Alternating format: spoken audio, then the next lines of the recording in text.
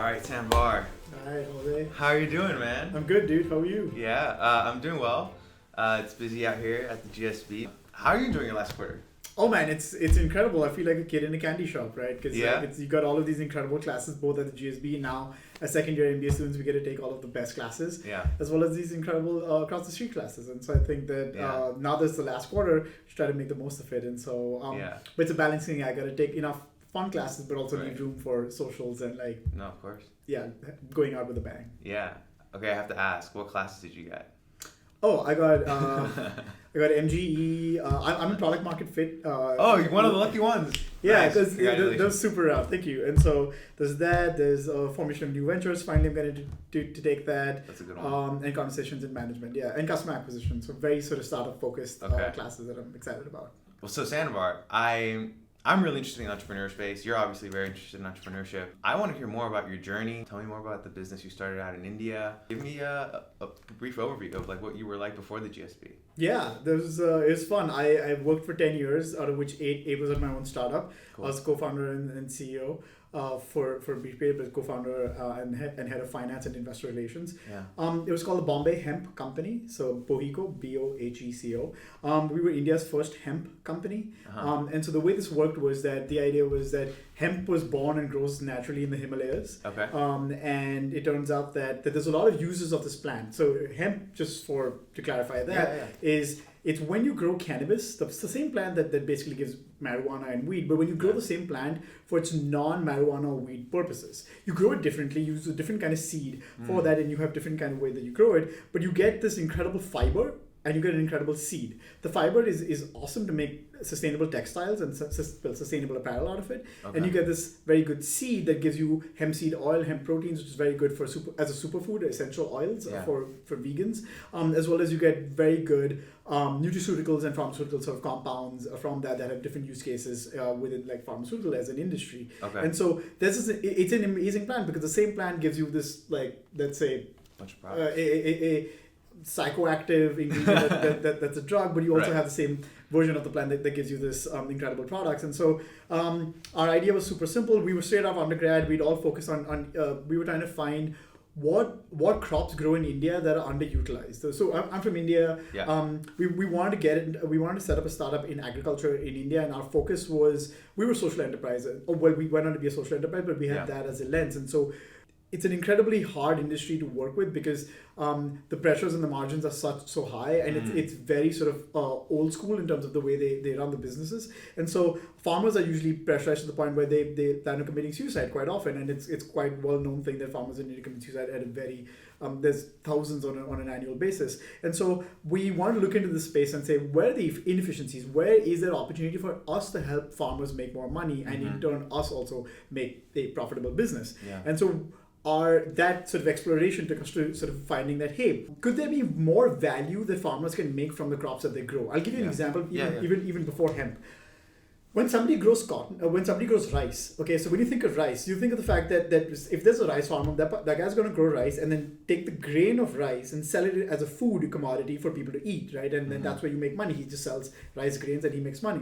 But it turns out that the rest of the plant, because you grow the whole plant, but you just sell that one grain, it turns out that the rest of the plant actually could have economic value. Okay. And so when we look deeper into it, it turns out the rice husk, which is the outer shell of rice, actually has an incredible property that it can make very good 3D printing filament material. Really? Yeah, so rice husk, it turns out, like, so farmer could actually double his income, or more than double his income, because he could continue selling the grain as a food thing, as he currently does. Traditional, but also, like, if he organizes enough of the supply chain, or if he sort of gets all of his rice husk, which he throws away, and if he takes all of the rice husk and packages it and gets in touch with suppliers and industry, he can actually sell all of that husk to 3D printing material manufacturers. Yeah. And so that notion got us thinking that, hey, are there more things like this? Are there more crops in India that are just growing in abundance, and we're not even like close to monetizing them to their full potential? I see. And so that got us on an exercise to say what crops are there where the margin is the biggest. And hemp, it turned out to be sort of the winning one there. And that's why we set up a company in that space. That makes a lot of sense. So you guys were the only ones, like, was marijuana just freely growing, or like the hemp plant was just growing out there,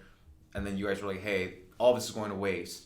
let's make all kinds of products. What kind of products were you involved in making? Oh yeah, we got into, of course, the first, so we did this for like a long time, but the first half of our journey was mostly focused on even getting the, let's say, the engine in place, which is that before we could even make products, we had to first work on getting the government to recognize hemp is even a legal thing, get them recognized from a public policy point of view. Yeah, how was that? That sounds... make it clear that, hey, yes, while we're not allowing marijuana farming to happen, but how do we differentiate what is a marijuana plant and what's a hemp plant? And so get them to recognize that, hey, this is even a legitimate industry that we allow. Yeah. How would it work? What kind of policy and policing will sort of take place with there.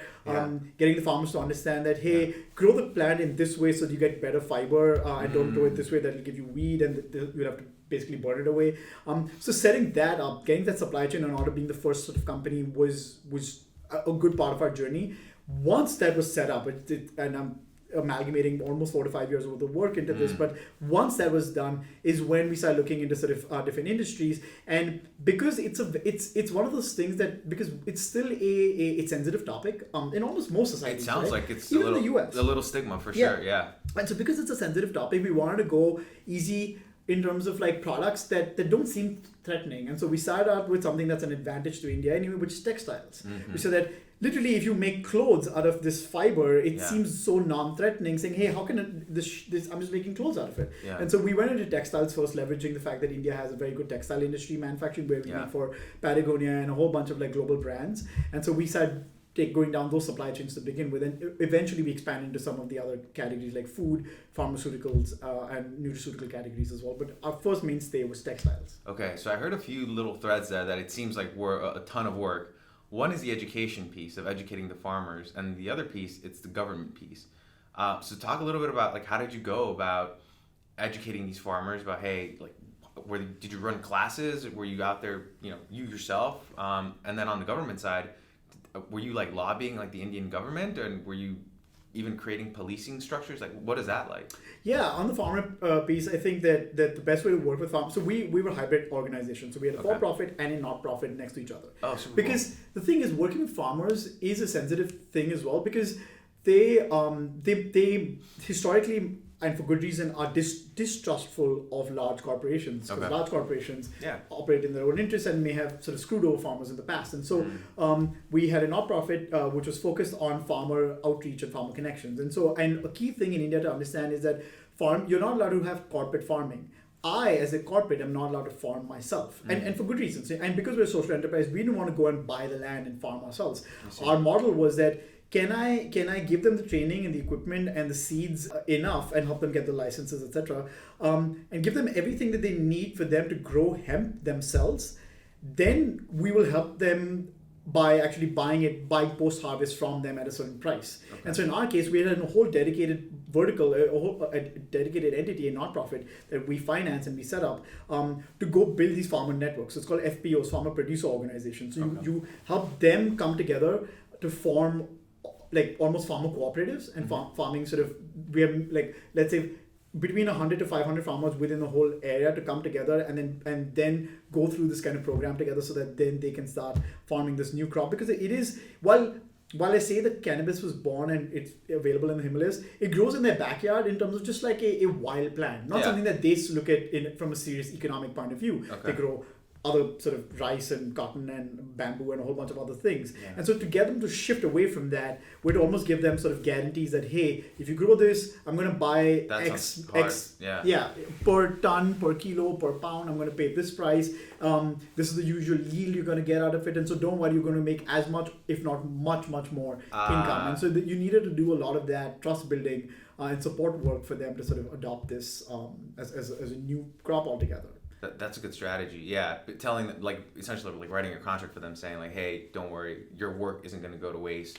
Yeah, and then what about on like the government side? How did that work? Oh my God, that was tough. And I think I've got white hair now because of that. That was very interesting to work with because as you can imagine, I was 21 at the time, and a bunch of us as 21-year-olds going into the government of India without any like connections and saying that, hey, we want to have hemp farming happen or a version of cannabis farming to happen. It had all sort of the ingredients of it being sort of looked at with suspicion. Fortunately, we found tremendously good bureaucrats within the government of India.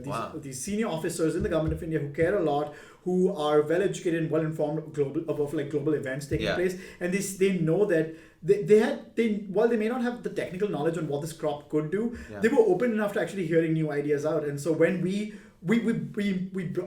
brought in samples of products from across the world. So I'll give you an example. BMW and Mercedes, for a bunch of their cars in Europe, use hemp as a fiber as for bioplastics for a lot of the interior car components. Okay. So you got samples of car components like dashboards. So you're already almost doing it. Yeah, in a sense, like we weren't already doing this business, but like the rest of the world is already doing these kind of supply chains to legitimize this. Hey, this crop is not as evil as you think it is. Sure, it has some marijuana side of it, but we need to keep destigmatizing it a lot more. And so when we finally started making headway, showing them, hey, look, you have all of these global contracts by Levi's, Patagonia, H&M, Zara going out to other countries of winning this. When you have large brands like Body Shop buying hemp seed oil as an ingredient for their face creams, BMW, Mercedes for bioplastics. When you have all of these very large global reputed companies and countries sort of using different supply chain products of this, it took that level to then get them saying, yes, this could be a thing. And fortunately for us, farmer incomes in India is a very sensitive topic. India is a funny country in terms of, while it is a massive, large economy, and we're fifth now in the world, but agriculture is still mainstay backbone of the Indian economy. Almost there's a statistic that almost 65 to 70% of the Indian workforce was directly or indirectly involved with agriculture. And so because ag is so critical to the Indian economy, anything that you do that actually moves the needle forward in terms of increasing per capita income in ag in India is a very, very supported area. And so which is what got us looking at it in the first place. And so when we went in with all of these novel ideas and showing them that, hey, this will significantly increase per capita income of farmers, especially in the Himalayan states. That got the politicians moving. We got a lot of the support, and we found very good audience with the government. Did you have to pass a law in order to get any of this done? Changes had to be made at different state levels. India operates somewhat like the US in that sense, where the federal government, it creates room. But then the power is on each state to decide, hey, do we want to implement this or not? So we get to get the central or the federal government to say, hey, we are in support of this and we give a green light. But it's not their job to mandate that, hey, state A or state B, you got to start doing this. They just make it, it's like, hey, okay, we're going to start letting this happen. So we had to work almost at the federal government level to get them to just be okay with it. But most of the work went into state government saying that, hey, because the implementation, the execution, the support, the monitoring, all of that lies on the state level. And so then we had to work with them a lot and get them to start changing, making some edits to their policy currently. I can understand why that sounds very difficult. Did you have to fundraise for that kind of business, or what was that like? Oh yeah, that's interesting. We were bootstrapped for the first 3 years, I'd say, because as I'm saying it to you now in a very concise and coherent way. No, I'm sure it's a winding path. Because you don't know this. That's the thing about startups, right? Like it's just like you have this end point, a rough end point, but how do I best go there? Because especially when you're the first one in any new sector or new space, and there's no one before you who's done that thing, you have no one else to look at. I think there's a very famous case study called First Movers Disadvantage, and this is exactly what it is. Okay. HBR actually has a case called First Movers Disadvantage, which doesn't get spoken about as much. No, everybody wants to be first. It is a thing, and I've experienced it, which is that because no one exists before you, you don't know what's the correct steps to take to especially market create. Right? And where should you go? And so I'd say for the first 3 years, 2012 to 2015, we were bootstrapped just from our own sort of, and cost of operations is not that much because we were still figuring, before we started doing anything, we were figuring out what is to be done.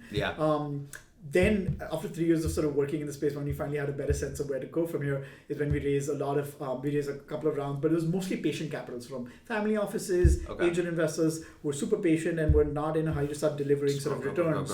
And that helped us sort of then start putting money behind all these initiatives. Okay, super interesting. And so you're running the successful business out in India. You obviously made a name for yourself. Why did you decide to come to the GSB? Are you trying to replicate something similar here? What was the motivator? I'll tell you exactly when this sort of happened. It was on our 8th year anniversary. It was 8 years in. It was August 2020. August 2019. It was the first, and so I remember I was sitting on my desk, my co-founder, Delzad, who's the head of our farming ops, he turned his chair around and he made an announcement in the office. He said that he had just got the data from our field, from the farmers. And he just got the data that year, finally the team had computed the data in terms of that the chief farmer, especially in the North Indian state, that guy had made $118,000 as income. And by the way, as for context, previously they were making American money. Yeah. So he made 118 in US dollar terms. Yeah. Previously, they used to make $1,600 US dollars on an annual basis. Damn. That's the level of difference, because we had Holy just shit. finished winning some global contracts from some of these very large global companies. Yeah. We had finally, so it was, of course, it was 8 or 9 years in, but it took setting up the policy work, some of the science, and like getting the seed genetics right, getting the the harvest technology right. Yeah, it was that. It was getting the farmers to actually adopt it, grow it in a couple of cycles of them growing it. Yeah. Us doing a lot of the machinery work in terms of like you buy the produce, process it, and then it goes to one of these large companies. So it took all of that, and finally that was the first day in which the dream had finally come true in terms of that hey, hemp from India can be grown by low income farmers, and can go on to become part of very global supply. I can name some very famous companies now whose hemp component in their products is coming from our farmers. Okay. And it took finally, when the cycle completed, and when finally we learned that how much money these farmers are now starting to make. Yeah. I felt a sense of completion in that mission. And I started working on this as my undergrad thesis idea for my undergrad when I was 19. And this was around my 30th birthday. And so it had been almost all of my 20s, all my 20s, and part of my last year as my teenager as well, working on this. And so it was, I mean, I won't lie. I mean, it brought me to tears, that moment, because finally it's like, it's come true. Yeah. That sense of completion, plus the fact that we were up to our Series B, we were just about getting acquired by a large strategic player from Canada. Yeah. And so when all of those things were coming in, I said that I feel a sense of completion and I can now move on to a new mission altogether, which is still focused on in similar themes, but in a very different sort of space, which is that in mental health. But it finally sort of let me sort of feel a sense that I can move out now and I need to go explore a very different space, and GSB helped out well in that case, because coming here lets you sort of pivot into a very different space that you're unfamiliar to as well. And so Gotcha. But you're still focused on entrepreneurship, right? Yes. Okay. Gotcha. So I want to know more a little bit about like what your journey as an entrepreneur has been here in the States. We hear stories about how tough it is, especially for international students, to make that transition here in regards to like immigration issues. I don't really know that much about that space, but I have heard my international friends complaining about it. So I would really like to hear more about what that process is like. What are, not just like legally, but also like mentally, like what do you have to deal with? Yeah, I think you're right there, which is that it's almost as if there's maybe 2 or 3 different avenues here. One is definitely the immigration laws, is one thing, which is always most top of mind for international founders in the US. But there's a second layer that doesn't get spoken of much, which is that for someone like me who's coming new to the US, for me to gain market knowledge and perspective of very specific niche industries and niche sort of insights, takes time for me to build, versus with someone who's grown up here would just be able to pick it up right away. I do and just having function of lived here, even if you've not worked in, say you've not been a part of CPG or retail, for instance. But the fact that you've grown up here, you understand how big retail works in America. For someone like us, Costco is a new concept. In sense, like, I'm not used to a Costco back home. I'm not even used to the size and scale of Safeway or Walmart. Really? Home, right? So it's just that it's like, even if I want to build a consumer product, even in the thing that I'm more used to in terms of a plant or some like part of consumer products, I may know my domain really well because that knowledge is transferable from country A to country B. But some of the local knowledge in terms of how does retail distribution work in America, for example, in my case, healthcare, I understand the disease area. For instance, I want to work in a very specific disease area in mental health called schizophrenia. And so I understand schizophrenia because the disease is the same anywhere in the world. That's not different. But what is different is how things operate in the US are so different from how things operate in India. And so it's taken me, that's been my biggest constraint, is for me to learn more about how things operate in the US in any industry that I'm getting into, than the actual problem area itself, because that's more technical, that is transferable. And so I think that's been the biggest barrier, and which being at school actually helps, because you can actually go tap into both your classes and your professors, but even your classmates, right? Because there might be someone who's literally been doing exactly that and who's trying to pivot out of it, but someone who's like got incredible experience in an industry that you're trying to get into. So that I found as one of the biggest barriers. Interesting. Yeah, I never even, to us, I think it's like Walmart just seems like a natural concept. Then it's discovering your niche, becoming acclimated to the culture, and then what happens once you've found your idea? how does an entrepreneur actually go out and start the business? Are you focused on fundraising? I know we've spoken a little about like search funds. What are your next steps? Oh, for me, I think the next steps is I'm literally at the stage evaluating between starting up in health tech, or going down search into health services. Okay. And so it'd be one of those two things. But I find it interesting that as an international founder, there are some drawbacks in a few of these as well. For instance, like if I walk in I say VC in America. Yeah. The lack of connections in the space. For instance, a lot of my undergrad friends are not in the US, and so for example, I don't have a whole network of, other than my GSB network now, but I don't have a prior network of people who went into investment banking or private equity and have a lot of those kind of different contexts, like experiences in varied industries. Yeah. For me to then leverage them to either for warm introductions, leverage them for helping me out with modeling, for instance, and so on and so forth. So some of the more salient and soft support areas where had I not come to school, it would have been even harder. But now even after coming to school, I think that because we don't have such a wide network of undergrad friends who went into different various industries, definitely is a downside, because I can't walk into the same doors through warm introductions the same way as someone who studied in the US who like slept in the same dorms and stuff. Yeah, exactly. And there's where some of the downsides are coming in, because I've noticed that VCs or even search fund investors do look at international entrepreneurs differently, and maybe for reason. But because of the unknown of the fact that this person may or may, because of it's a lottery of whether you'll be allowed to stay in America post 3 years after school. And so there is hesitation, and maybe if I was on the other side, I would have similar hesitation. But there is hesitation that you don't know if this person may win the lottery and get the lottery, like the H1B lottery, and those kind of things, to then can stay here beyond that. So if I invest in, forget even money wise, but even if I start investing in this relationship, maybe there's a chance this guy could basically won't stay. Not be here, even though he or she might want to. And so those hesitations still exist, and that I've noticed that it's been harder we have to work doubly hard there to network and build those relationships. Okay. I almost feel that we have to overcompensate sometimes when investors sort of start asking that. In fact, I wouldn't lie and say that part of even on our resume, even we have to start masking some things, saying that, hey, I'm a lot more American than interesting. Even culturally, like how do you do that? It's like relationship building. So I'll give you an instance. Like I watch English football, soccer, what we call football. But I watch English soccer. Most of the world calls it football, Right, and so I watch that, and so I know I can have a cocktail party conversation with someone about that. But I cannot, because I've not done it. I'm sitting in India, we don't follow. I mean, I can't speak for the whole country, but there isn't a massive trend for us to follow the NBA or American football or baseball, or any of those kind of sports. But for me to form a relationship and for someone to even like you first before they do business with you, I have to culturally sort of get up to speed on a bunch of these kind of to have small talk. You have to like watch the Super Bowl, or like follow up on the players. I have to have some context to that, or I have to have a better sense of what is skiing life like. Like if I'm talking to a bunch of investors in Salt Lake City, I should be able to talk something about skiing life mountain life or that kind of stuff. And which as internationals, that cultural gap also is something we have to work more on to sort of build those relationships and rapport. Yeah, I remember in college when there were a lot of international kids, there were a few students who would literally read Wikipedia summaries of movies so that they would have to, whenever this movie came up, they would just be like, oh yeah, I remember that movie. But they're obviously studying a bunch, so they don't have time to actually watch 2-3 hours.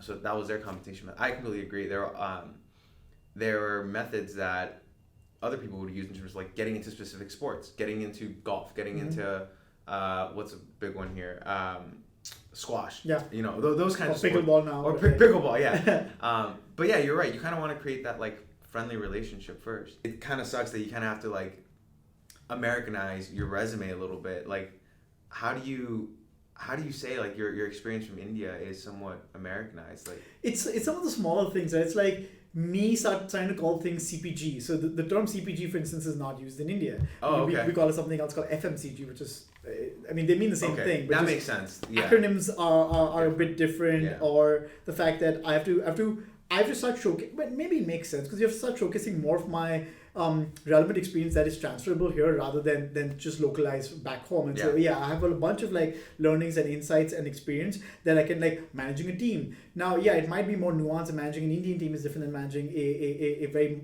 that's a diverse. You'd be more likely to manage diverse teams in America than diverse teams back home. We have different kind of diversity, I guess, but all among Indians. Yeah. And so you start showcasing and leveraging some of those kind of strengths here to build a relationship for them to sort of feel a bit more comfortable that this guy watches the red. He's a fan of F1 or the 49ers, and he's just like me, and that build a sense of trust. That maybe I can trust this guy with my money. And I would back him up. Right? He's not an odd fish out. In uncomfortable waters. He does fit in because I guess just to showcase to them that you do fit into the society here. It does help build trust, and we've had to overcompensate for that. I've also seen. I mean, I jokingly in a class I was like, "Isn't it the Himalayas?" The reason I know that is because when I had an internship and my PI. Was Indian, and she would always say the Himalayas. But in class, right? I heard the Himalayas. But you're totally right. You kind of have to make those, even like the way you speak. I've noticed some of my international friends have even taken accent classes. To try to remove those things, just to try to fit in. I guess it kind of sucks that still has to be a thing you have to mentally deal with. Yeah, and also the unknowns about immigration, not speak about that. It's just it's anyway, the life of an entrepreneur is one of the hardest that you could possibly choose. And you add another thing. And then you add another thing on top of that, which is and what would be the worst outcome in this is that you found great product market fit. Or in sense you have a great idea, you work on it, found product market fit, you raised your investment, got the team building, all that's going on, and suddenly you just get a letter. You get a letter, you get a mail, and say you have X days and you got to leave the country in permanence. And so what do you do then? So how does it work? Say you want to be an entrepreneur right after the GSB. What are the actual steps what are the things you have to think about legally? Does that mean you have to, I don't even know. I'd say that there are roughly almost three different paths that you can take, and each of them have different risk-reward ratios and also different risk levels. Okay.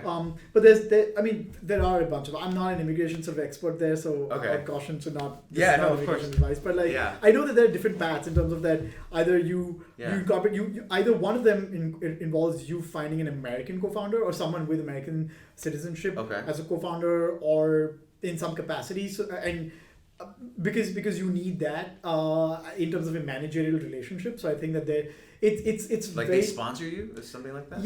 And then you incorporate a company, and then your own company sponsors you. Oh, I see. But in the sense where I think that the way that works is that you got to show an employee and a manager relationship between you and someone, you being the employee. So of course you will be employed at your own firm, but it has to be somebody above you. So it could be so maybe your American co-founder will have to be CEO and you're something else that reports into that position rather than you taking up that position yourself and not having someone above you other than the board. And so it might require something like that, some nifty novelty sort of way to do that, at least for some time. Or there are other ways. I think now the government has rolled out entrepreneurship visas, a dedicated entrepreneurship visa. Oh, cool. Okay. Which is not yet, oddly enough, spoken about too much, at least at the GSB yet. I was going to say, what kind of support does the GSB offer? I think they do a pretty incredible job in bringing... See, because this is such a sensitive topic and so ever evolving, and also immigration, it turns out that I've now learned US immigration, or maybe immigration in many countries, there isn't a very clear black or white. There's black and there's white, but then there's a whole world of shade of gray.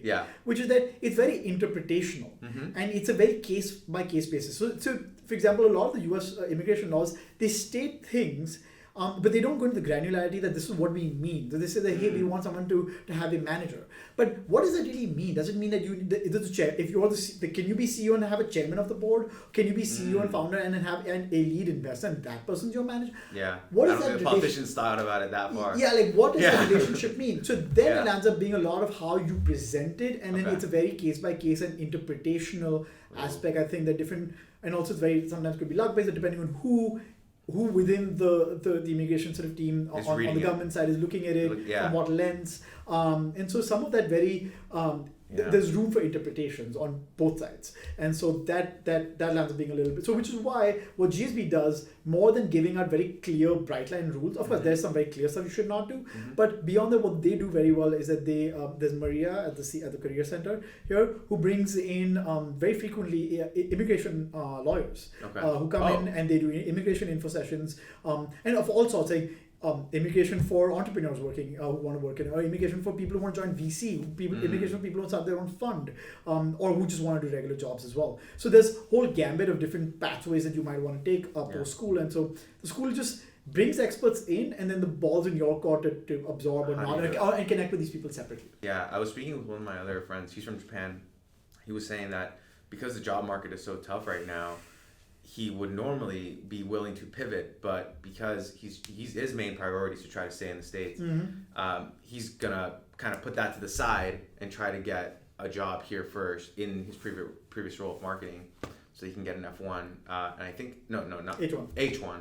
And then from there, I think you can adjust status right after it, right? Yeah, okay. Exactly. Yeah. It just and that's the other thing, which is that I know so many friends from emerging markets. I mean, people from across the world who've come to the US to study undergrad or grad school, and got a job at say a large company or whatever. And these people are brimming with ideas and have a tremendous founder potential. Yeah. They can't leave those because they're being their immigration visa, not F1 but H1B or whatever, is being, or L1, there's a bunch of others, are being sponsored by your employer. And so if you leave the employment, or your employer like leaves you, or you get fired, either way, if you're not with that employer anymore, it that goes away, and then you have a very limited 60-day period to get a new job and a new sponsor, and to refile, get someone else to refile for you. Which is why, like, when Twitter, I think, fired 12,000, there's a very large chunk of those 12,000 that were Asian. I mean, South Asians, East Asians. Yeah. A lot of that chunk were like immigrants in that sense who got fired, and then now they're in a soup because they got to find someone else to sort of take them up per se, and that's amazing engineering tech talent that has to, or then just go back. Or go to Canada or whatever. But that lands up happening, and so forget finding another job. That precludes you from going down startup path yourself. You can't just quit your job and do a startup because you have the risk of losing your own H1B thing. And so this country could have been doing so much more entrepreneurship than even it already does. Incredible job, but it could truly unlock so much more potential. If they make changes to this stuff. Yeah, no, I completely agree. I mean, I see all of my friends who are like, some are like amazing Israeli pilots. They have all these super interesting ideas, and to not even get the chance to really go, head deep into it, it's kind of sad. And I think you're right. We're losing potential of where we could be going. But I understand this is a sensitive issue as well, so it goes in different political. But it is a political. Yeah, it's totally a political issue. I mean, from the outside, what does America look like in terms of our immigration policy? Like, from the inside, like, I know that there's generally certain things about like, hey, like, follow the law. If you can do things correctly, it should be fine. But from the outside, what does everybody think about us? If you ask this question just to people from India and China, we might have a different perspective than I'd say maybe the rest of the world as well. Because there's a weird quirk that happens, is that because there's so many more people from India and China, also a function of we have so many more people. Indian to Chinese, our wait times are very different than the wait time for most people from other countries. So, for instance, even if you get the H1B, you get to apply for the green card, and you apply for a green card, and so you're officially in line now for a green card. But the way green card processing, as much as I understand, the way green card processing works is that the quota is based on the country you were born in, and so it just so happens that the quota, the Indian quota and the Chinese quota is so backlogged that so for them to make a decision on your case could be anything between 8 to like 20 years for them to make a decision on your case. During the period you're allowed to be here and continue employment, of course, not losing your job with that same employer, but a decision is not going to be made on your case. So it could be very possible that 8 years hence, the policy then could look different. But a decision could be that you got to bounce, and you could have had kids by then and whatever else. You could have a whole life, and that has also happened to people. It's just so the unknown, especially Indians and Chinese more than anyone else. Others also have to go through wait times, but those are more less than 5 years, less than 3 year wait times. Which is still a wait time nonetheless. It's a long time. But for us, just the backlogs are that much that for me now, if I say outside of any other thing happening, I get a job or I start my own startup that sponsors my visa, even if I win the lottery, because it's literally a lottery system, I'm winning it for the first time. Even if you win it, put myself in that, I start my job. Like they pull a name out of a hat, essentially. Yeah, I guess an algorithm just picks a brand name, basically. And so you even if I go through all of this and then I want to switch status and I apply for the green card if I qualify, I'm then at the back of the line. And so then a decision on my case would be made. So you can still stay. I can stay. But you're still like half and half. Yeah, damn. Which is why so many people don't really feel comfortable putting down roots. Then should you be investing in buying a house and start paying mortgage? Yeah. Because if you're like 25 years into a 30, no, it won't be so long. But if you're 15 years into a 20-year mortgage and then a decision is made, what do you then do with the asset? Yeah. How are you even? And more than that, you've made your friends. You've made, like you said, you have family, you've had kids. yeah. And your kids are going to be like, well, I'm American now, you know? Yeah. Oh my God. It's just, it's a thing, which is why. And speaking of like entrepreneurship and startups, which is where now when the startup ecosystem is booming across the world, like, Europe, India, Southeast Asia, LATAM, it just, maybe sometimes it makes just sense to just go back home and build there. And it's been an increasing trend. A lot of Indians from the GSB of the past few classes have been going back more than they ever have before. Yeah, I mean, I've also seen, I think India specifically at the GSB has a scholarship, right? That like says, we'll pay down all of your student loans if you come back to India and do something. Yeah, basically. Yeah. Damn. So, and the ecosystem back home is incredible as well. So it's not to say that... So much talent in India. Yeah. And I think I saw... India's projected to be one of the most successful countries like in the next 10 or 20 years. What about in terms of when you see that whole process from the outside, what makes you be like, you know what, I'm just going to go to Canada. I'm just going to go to Europe. Because I've seen people do that. Yeah. Does that ever cross the mind of other people around here? No, yeah, that's interesting you say that because I think that at least I can speak of fellow Indians at least. That for us it lands up being US versus for us Indians at the GSB lands up being US or India because the economic opportunity in India is also so good that in fact I'm probably more psyched. If the US doesn't work out, I'm more psyched to go back to India than say Europe or some of the other parts of the world. Which is, I mean, not to say that there's not stuff happening there. Just that so much good is happening back home. But the US is the US, right? For instance, like US. The thing that fascinates me about the US is just the market opportunity is incredible. Like I have a deep interest in healthcare now in mental health.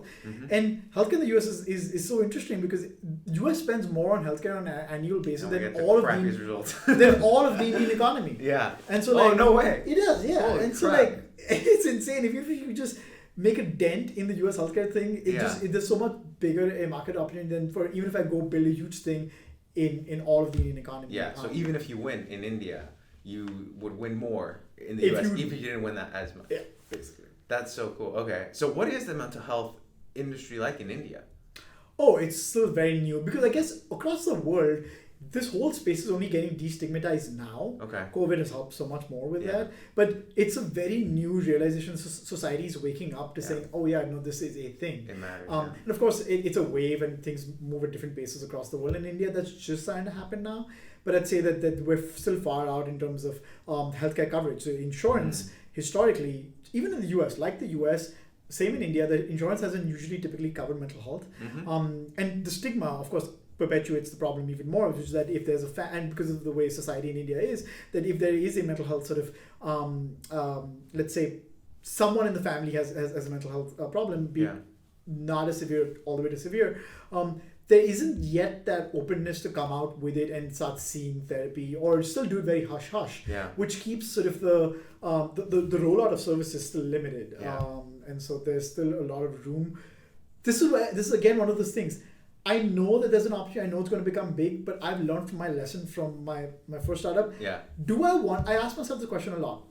And the lesson there is that once we set up Bombay Hemp Company, after us now there are like a good 15 other hemp companies in India doing either parts of what we do or all of what we do. So you went through the brutal process. But that's the thing, right? Like the effort that it took us, like the first 3-4 years of like realizing, hey, this is where you should go and don't go here. Yeah. Someone else can just look at it and just do the same thing. When we manufacture our products, you can see on the labeling saying manufactured at this factory in this location. Yeah. So they know that, okay, so you can't set up a factory right next to me because you're already doing it here. So that means this. So the legwork that you have to do is understanding, which state allows the manufacturing of this? What kind of compliance have to go through? You don't need to redo it because someone's already done it before. You can copy paste the same thing and then make your own edit changes. Yeah. Same thing, I've realized that, do I want to be the guy investing, and it's so expensive to do that, to create a market, in terms of awareness generation? Forget like you providing services. The question is that is there enough demand? Now you can generate demand by actually investing dollars into creating awareness, that kind of stuff. But then the work you're going to do and spend your VC capital down that path and from your dilution, you're just going to help yourself, sure, but you help for everyone else. Yeah. So then, do I want to now be the first guy? Maybe not. And it's so weird to say it that way because we're so bent to think that I want to be the first one. You want to be innovative, yeah.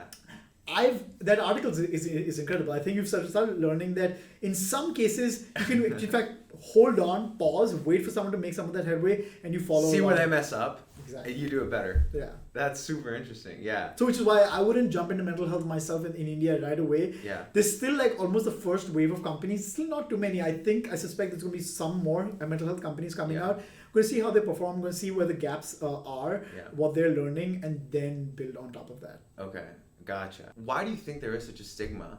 Yeah, I think it's there are two things there. One is the portrayal of mental health in pop culture. Okay. Hollywood is partly responsible for this, and so there's a portrayal of that, and B is just a lack of awareness and education. Well, I guess they're both interlinked as well, because that when there are some movies movies and maybe some shows, but there's definitely some movies to blame where the portrayal has made it seem that this person's really mad, and so, like psycho and and there's certain impressions that were formed early on in American society or like global, and I guess Hollywood makes an impression not just on America but across the world, and so certain impressions that were formed, but B critically is that this.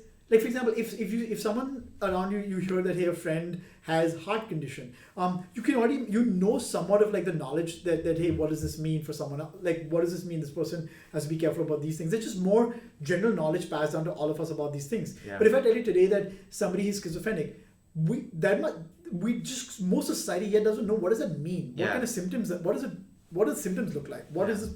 And so I think that just that broad awareness and knowledge building is still going on, and so just. I guess it takes some of this kind of like dissipation of knowledge to start making it okay that hey, when someone says to you that hey, I've been diagnosed with anxiety, what does that really mean? How does it showcase itself? What do you do about it? Yeah. Do you have to stay away from this person or not? I mean, this doesn't happen overnight. In fact, I'm very pragmatic about it, which is that I don't expect we've started the move, but it's gonna take. I think this stuff moves generationally. I see. Rather than a year or 2 years or Gen Alpha might figure it out. Exactly. Like, we are now somewhat more aware and we're talking about this stuff as our generation now. Yeah. Than our folks, the parents before us. Mm-hmm. But I still, and then there's still some stigma among us. But I think it's the next, like the Alpha, like you said, or Gen Z and Gen Alpha, will start sort of making more headway because then it's more normalized. Like where I spent a lot of time with Stanford undergrads, or let's say between 18 and 22 now. Yeah. For them, it is.